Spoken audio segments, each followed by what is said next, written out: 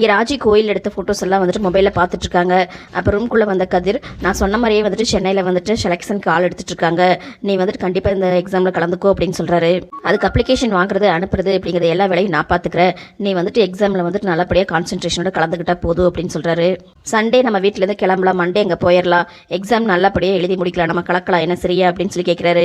கதிர் இவ்வளோ தூரம் சொல்லிட்டு இருக்காரு. இங்கே ராஜி பார்த்தீங்கன்னா எதுவுமே சொல்லாமல் அமைதியாகவே உட்காந்துட்டு இருக்காங்க. ஏன் என்னாச்சு, ஏன் ஒரு மாதிரி இருக்க, எக்ஸாம் நினச்சி பயப்படுறியா அப்படின்னு சொல்லி கேட்குறாரு கதிர். இல்லை எப்படிடா சென்னை போகிறதுன்னு சொல்லி யோசிச்சுட்டு இருக்கியா? இல்லை அப்படின்னு சொல்லவும், அப்புறம் வேற என்ன, எதுக்கு மூஞ்சி வந்துட்டு ஒரு மாதிரி வச்சிருக்க அப்படின்னு சொல்லி கேட்குறாரு கதிர். இல்லை வீட்டை நினச்சா தான் வந்து எனக்கு பயமாக இருக்குது அப்படின்னு சொல்கிறாங்க. என்ன பயம் அப்படின்னு சொல்லி கேட்கவும், இல்லை இந்த மாதிரி டெஸ்ட்டுக்கு வந்து நம்ம சென்னைக்கு போகிறோம் அப்படின்னு சொன்னால் கண்டிப்பாக வந்துட்டு மாமா கோவப்படுவார், சரி அப்போ நம்ம சொல்லாமல் போகலாம் அப்படிங்கவும், போகலாம் தான், ஆனால் எப்படியும் வந்துட்டு இந்த விஷயம் மாமாவுக்கு தெரிய வரும் தானே, அப்புறம் எக்ஸாமுக்கு போனதுக்கு அதுவும் சொல்லாமல் போனதுக்கு அப்படின்னு சொல்லி இந்த 2 விஷயத்துக்கு நம்ம மேலே ரொம்பவே அவர் கோவப்படுவார்.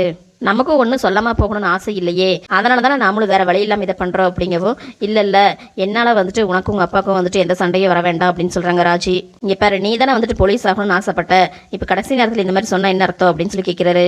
இல்லை நான் பின்வாங்குறேன்னால சொல்லலை, ஆனால் வந்துட்டு எல்லாத்தையும் யோசிக்கணுமா இல்லையா அப்படின்னு சொல்லி கேட்குறாங்க.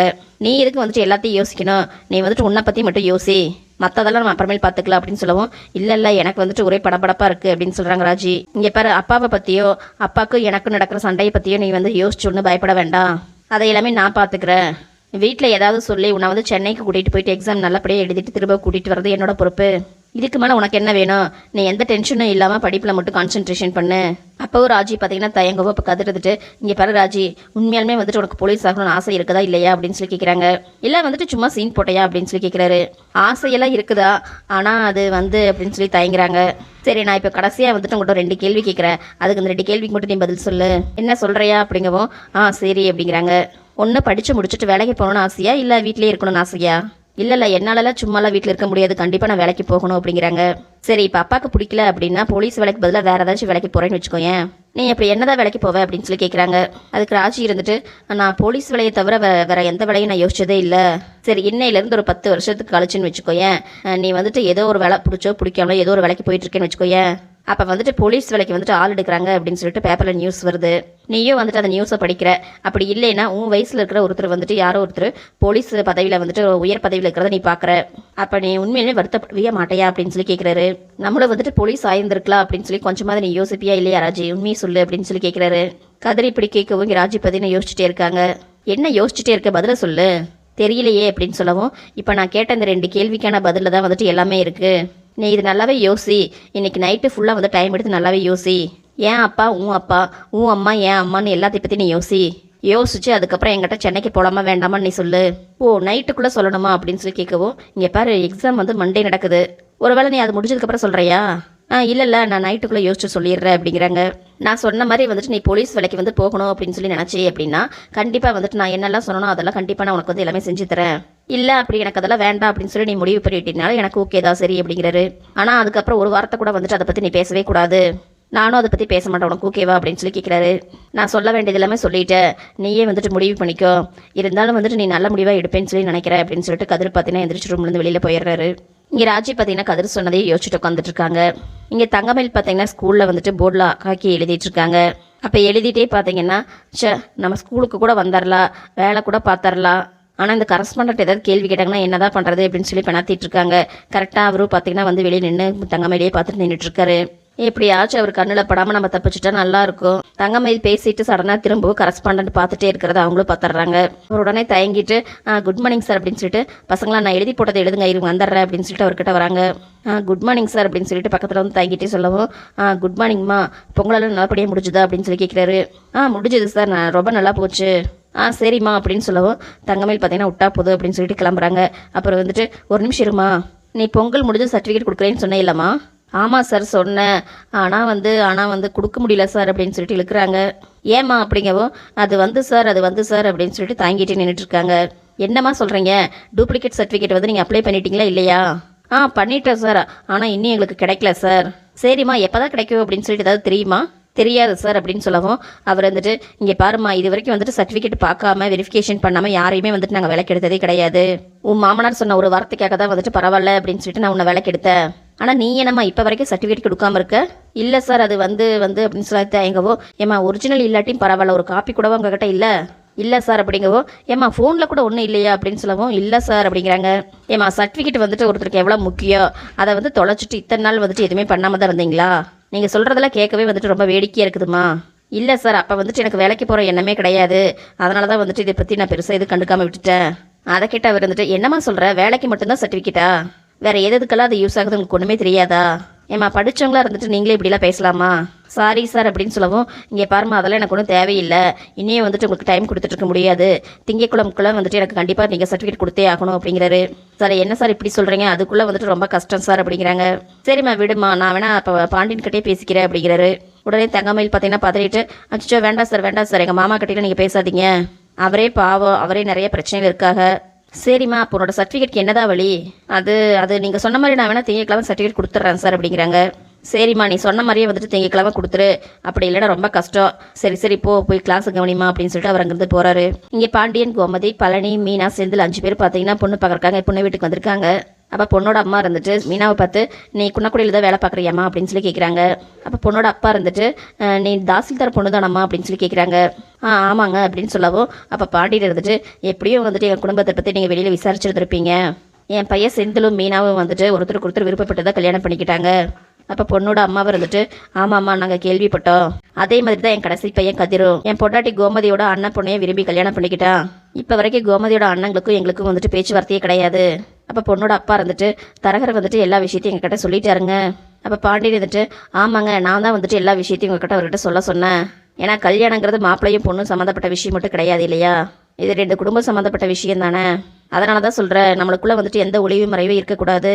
நாளைக்கு நீங்களே வந்துட்டு இதை சொல்லாமல் விட்டுட்டீங்க அதை சொல்லாமல் விட்டுட்டீங்க அப்படின்னு சொல்லி ஒருத்தருக்கு கோச்சிக்கூடாது இல்லையா. அப்போ பொண்ணோட அப்பா இருந்துட்டு, ஆமாங்க நீங்கள் சொல்கிறது கரெக்டு தான் அப்படிங்கிறாங்க. அப்போ கோமதி இருந்துட்டு, பழனிக்கு வந்துட்டு கொஞ்சம் நாளைக்கு முன்னாடி நாங்கள் ஒரு பொண்ணு பார்த்தோம், அது நிச்சயம் வரைக்கும் வந்துச்சு, ஆனால் எங்கள் அம்மாவோட கோவத்தில் எங்கள் அண்ணங்க வந்துட்டு நடக்கிற இந்த நிச்சயதார்த்தத்தை வந்து தடுத்து நிறுத்திட்டாங்க. அப்போ பாண்டியன் இருந்துட்டு, வேற ஒன்றும் கிடையாது, பழனிவேல் வந்துட்டு என் கடையில் எடுப்படி வேலை பார்க்குறான் அப்படின்னு சொல்லிட்டு தப்பாக போய் பொண்ணு வீட்டில் சொல்லி வச்சுட்டாங்க. இங்கே பாருங்கள், நான் வந்துட்டு வெளிப்படையாகவே உங்ககிட்ட எல்லா விஷயத்தையும் சொல்லிடுறேன், என் பையன் செந்திலும் பழனியும் தான் வந்துட்டு என் கூட சேர்ந்து என் கடையை கவனிச்சுக்கிறாங்க. செந்தில் கட்டையும் சரி பழனி கட்டையும் சரி, நான் இவங்க 2 பேத்துக்குள்ளே வந்துட்டு எந்த வேறுபாடும் நான் பார்த்தது கிடையாது. எப்பவுமே வந்துட்டு பழனிவேலை வந்துட்டு என்னோட மூத்த பையன் மாதிரி தான் நான் பார்க்குறேன். அப்போ செந்தில் இருந்துட்டு, நாங்கள்லாம் பிறக்கிறதுக்கு முன்னாடி இருந்தே வந்துட்டு எங்கள் மாமா எங்கள் வீட்டில் தான் இருக்காரு. அப்போ பாண்டியன் இருந்துட்டு, இங்கே பாருங்க, நான் என் பிள்ளைகளுக்கு வந்துட்டு என்னெல்லாம் கொடுப்பணும் அது எல்லாமே வந்துட்டு நான் பழனிக்கு கொடுப்பேன். பழனிக்கு பொண்ணுக்கு வந்துட்டு ஒருத்தருக்கு பிடிச்சி போச்சு அப்படின்னா நீங்கள் என்ன நம்பி தாராளமாக வந்துட்டு உங்கள் பொண்ணை கொடுக்கலாம். அப்போ பொண்ணோட அப்பா இருந்துட்டு, நீங்கள் இவ்வளோ எல்லாம் சொல்லணும்னுலாம் ஒன்றும் கிடையாது, தரகர் வந்துட்டு எல்லா விஷயத்தையும் சொல்லிட்டாரு, நாங்களும் வந்துட்டு எங்கள் பங்குக்கு விசாரிச்சிட்டோம், எங்கள் பொண்ணு வந்துட்டு படிக்கணும் அப்படின்னு சொல்லிட்டு வந்து கல்யாணத்தை தள்ளி போட்டுட்டே இருந்தா, இப்போ அவள் கல்யாணம் பண்ணிக்கணும் அப்படின்னு சொல்லும்போது வயசு வந்துட்டு 36 ஆயிடுச்சு. அப்போ பொண்ணோட அம்மா இருந்துட்டு, இப்போ வந்து அவள் காலேஜில் வந்துட்டு ஒரு வேலைக்கு ட்ரை பண்ணிகிட்டு இருக்கா, அவள் கல்யாணத்துக்கு அப்புறமா வந்துட்டு வேலைக்கு போகணும்னு சொல்லி நினைக்கிறா. அப்போ கோமதி இருந்துட்டு, அதுக்கு என்னங்க தாராளமாக போகட்டும், எங்கள் மூத்த மருமக வந்துட்டு ஸ்கூலில் டீச்சராக இருக்கா, அதே மாதிரி மீனாவும் வந்துட்டு வேலைக்கு போகிறா, அதே மாதிரி 3வது மருமகளும் வந்துட்டு வேலைக்கு போவா, அதே மாதிரி பழனியோட பொண்டாட்டியும் வேலைக்கு போட்டுமே, இது என்ன இருக்குது. அப்போ பொண்ணோட அம்மா இருந்துட்டு, இது ஒன்று தாங்க எங்களுக்கு விருப்பம், மற்றபடி வேறு எதுவுமே எங்களுக்கு இல்லை அப்படின்னு சொல்கிறாங்க. நட்டெல்லாம் வந்துட்டு நீங்கள் கேட்குறத விட அதிகமாகவே போடுவோம் அப்படின்னு சொல்லவும், அப்போ கோமதி இருந்துட்டு, இல்லை அந்த மாதிரி எதிர்பார்ப்பெல்லாம் எங்களுக்கு எதுவும் இல்லை அப்படின்னு சொல்கிறாங்க. நீங்கள் வந்துட்டு உங்கள் பொண்ணுக்கு என்ன செய்யணும்னு நினைக்கிறீங்களோ அதை மட்டும் செய்ய போதும் அப்படிங்கிறாங்க. அப்போ மெயினாக இருந்துட்டு, அத்தை நம்ம இன்னும் வந்துட்டு பொண்ணை பார்க்காமே பேசிகிட்டு இருக்கோம், சித்தப்பாவும் பொண்ணும் வந்துட்டு ஒருத்தர் பார்த்துக்கிட்டுமே அப்படிங்கிறாங்க. அப்போ பாண்டியன் இருந்துட்டு, ஆமாம் நம்மளே பேசிகிட்டு இருக்கோம், நீங்கள் பொண்ணை வர சொல்லுங்கள் அப்படிங்கிறாங்க. அப்போ செந்தில் இருந்துட்டு பழனியை பார்த்து, மாம்சு உம்முன்னு இருக்காதீங்க சிரிங்க அப்படிங்கிறாரு. அதுக்கப்புறம் அந்த பொண்ணு வந்துட்டு எல்லாத்துக்கும் வணக்கம்னு சொல்லவும், இப்போ எங்கள் வீட்டில் எல்லோரும் பார்த்துட்டு சந்தோஷப்படுறாங்க. அப்போ பழனி மட்டும் தலையை குனிச்சிட்டே இருக்கவோ கோமதி இருந்துட்டு, டே என்னடா பண்ணிகிட்டு இருக்க, நிமிந்து பாருடா, பொண்ணு அழகாக இருக்குது அப்படின்னு சொல்கிறாங்க. அப்போ செந்தில் இருந்துட்டு, மாமா என்ன பண்ணுறீங்க, பொண்ணு வந்து நிற்கிறாங்க நிமிந்து பாருங்க அப்படின்னு சொல்லி சொல்கிறாங்க. அப்போவும் பார்த்தீங்கன்னா பழனி பார்த்தீங்கன்னா தலையை குனிச்சிட்டே இருக்காங்க. அப்போ மெயினாக இருந்துட்டு, என்ன சித்தப்பா பண்ணுறீங்க, பொண்ணு வந்துட்டு உங்களை எதை பார்க்குறாங்க பாருங்க அப்படிங்கிறாங்க. அப்போ பழனியும் பார்த்தீங்கன்னா பொண்ணை பார்த்துட்டு இருக்காங்க. அப்போ கோமதி இருந்துட்டு, ஏம்மா உன்னோட பேர் வந்துட்டு முழு பேரே வந்து சீதாவா அப்படின்னு சொல்லி கேட்குறாங்க. சீதா லக்ஷ்மி அப்படின்னு சொல்லவும், ஓ அப்படியே நல்லா இருக்கு, சரி நீ என்னம்மா படிச்சிருக்க அப்படின்னு சொல்லி கேட்குறாங்க. எம்ஃபில் முடிச்சிருக்கு அப்படின்னு சொல்லவும், அதை கேட்டு கோமதி பார்த்தீங்கன்னா பயங்கரமாக ஆச்சரியப்படுறாங்க. அப்போ பாண்டியன் வந்துட்டு, ஏண்டா பழனி பொண்ணுக்கிட்ட வந்துட்டு ஏதாவது தனியாக பேசணும்னா சொல்லுடா அப்படிங்கவும், இல்லை மச்சா அதெல்லாம் ஒன்றும் வேண்டாம் அப்படிங்கிறாரு. அப்போ செந்தில் இருந்துட்டு, ஏன் மாம்சு வேண்டான்னு சொல்கிறீங்க, போய் பேசுங்க அப்படிங்கிறாங்க. இல்லை அதெல்லாம் ஒன்றும் வேண்டாம் மாப்பிள்ள அப்படின்னு சொல்லிட்டு, மச்சா அதெல்லாம் ஒன்றும் வேண்டாம் அப்படிங்கிறாரு. அப்போ பொண்ணோட அப்பா இருந்துட்டு, சரிம்மா நீ உள்ளே போமா அப்படின்னு சொல்லிட்டு பொண்ணை உள்ளே அனுப்பி விடுறாங்க. அப்போ பாண்டியன் வந்துட்டு, பழனிக்கு வந்துட்டு எல்லாமே நாங்கள் தாங்க, நாங்கள் என்ன சொல்கிறோமோ அந்த வார்த்தை வந்துட்டு அவன் தட்டவே மாட்டான், அவர் வந்துட்டு எங்கள் பொண்ணு அப்படிதாங்க அப்படிங்கிறாரு. எங்கள் எல்லாத்துக்குமே வந்துட்டு பொண்ணு ரொம்ப பிடிச்சிருக்குது, அதே மாதிரி பொண்ணுக்கு வந்துட்டு பழனியை பிடிச்சிருந்துச்சு அப்படின்னு நம்ம மற்ற விஷயமெல்லாம் பேசிடலாம் அப்படிங்கிறாரு. அப்போ பொண்ணோட அம்மா இருந்துட்டு நீங்கள் மாப்பிள்ளை கிட்டேயும் ஒரு வார்த்தை கேட்டுக்கோங்க அப்படின்னு சொல்கிறாங்க. அப்போ கோமதி இருந்துட்டு அவங்ககிட்ட தனியாக கேட்கணுன்னால எந்த அவசியமே இல்லைங்க, இருந்தாலும் நீங்கள் சொல்கிறீங்க அப்படிங்கிறதுக்காக கேட்குறேன். டே பழனி சொல்லுடா உனக்கு பொண்ணு பிடிச்சிருக்கா அப்படின்னு சொல்லி கேட்குறாங்க. என்னடா ஓகே தானே அப்படின்னு சொல்லி கேட்கவும் இங்கே பழனி பார்த்தீங்கன்னா அமைதியாகவே இருக்காங்க. அப்போ செந்தில் இருந்துட்டு மாம்சு என்ன பண்ணிட்டு இருக்கீங்க சொல்லுங்கள். அப்போ கோமதி இருந்துட்டு டே என்னடா பழனி பொண்ணை பிடிச்சிருக்கா இல்லையா அப்படின்னு சொல்லி கேட்குறாங்க. பிடிச்சிருக்கு அப்படின்னு சொல்லிட்டு அவரும் தலையாட்டுறாரு. அதை கேட்டு இங்கே 2 குடும்பமும் பார்த்தீங்கன்னா ரொம்பவே சந்தோஷப்படுறாங்க. அப்போ பாண்டி இருந்துட்டு அதான் பார்த்தீங்கல்ல மாப்பிள்ளையே வந்துட்டு பிடிச்சிருக்குன்னு சொல்லி தலையாட்டிட்டாரு, அடுத்தது உங்கள் பொண்ணு தான் சொல்லணும். சரி இருங்க ஒரு நிமிஷம் அப்படின்னு சொல்லிட்டு அங்கே நிற்கிற ஒரு பொண்ணை கூப்பிட்டு போமா பொண்ணுக்கிட்ட போய் கேட்டுட்டு வா அப்படின்னு சொல்கிறாங்க. இங்கே மீனாக இருந்துட்டு ஏன் சித்தப்பா பொண்ணுக்கிட்ட பேசணுன்னா நீங்கள் பேசியிருக்கலாம்ல, அதெல்லாம் எதுக்குமா, அதெல்லாம் ஒன்றும் வேண்டாம், நீங்களே பார்த்து பண்ணி விடுங்க அப்படிங்கிறாங்க. அதுக்கப்புறம் வந்தவங்க சீதாக்கு மாப்பிள்ளை பிடிச்சிருக்குதாம்மா அப்படின்னு சொல்லவும் அப்போ பொண்ணோட அப்பா இருந்துட்டு பார்த்தீங்கல்ல என் பொண்ணுக்கு வந்துட்டு மாப்பிள்ளை ரொம்பவே பிடிச்சி போயிருக்குதாம்மா, கல்யாணத்துக்கு ஓகே சொல்லிட்டா அப்படிங்கிறாங்க. அதை கேட்டீங்க பாண்டியன் குடும்பம் மொத்தமாக பார்த்தீங்கன்னா பயங்கரமாக சந்தோஷப்படுறாங்க. அப்போ பாண்டியன் வந்துட்டு ரொம்ப சந்தோஷங்க, அப்புறம் கல்யாணத்தை வந்துட்டு ரொம்ப நாள் தள்ளி போட வேண்டாம்னு சொல்லி நினைக்கிறேன். அடுத்த வாரமே வந்துட்டு ஒரு நல்ல முகூர்த்த நாள் இருக்குது, அந்த நாள்லேயே வந்துட்டு கோயிலில் வச்சு கல்யாணம் பண்ணிக்கலாம், தேவைன்னா வந்துட்டு நம்ம கல்யாணத்துக்கு முன்னத்த நாள் வந்துட்டு நிச்சயத்தை வச்சுக்கலாம் அப்படின்னு சொல்கிறாரு.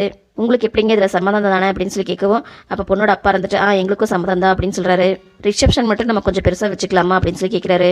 அப்போ கோமதி இருந்துட்டு வச்சுக்கலாங்க, நம்ம கல்யாணம் முடிஞ்சதுக்கப்புறம் வச்சுக்கலாம் அப்படின்னு சொல்கிறாங்க.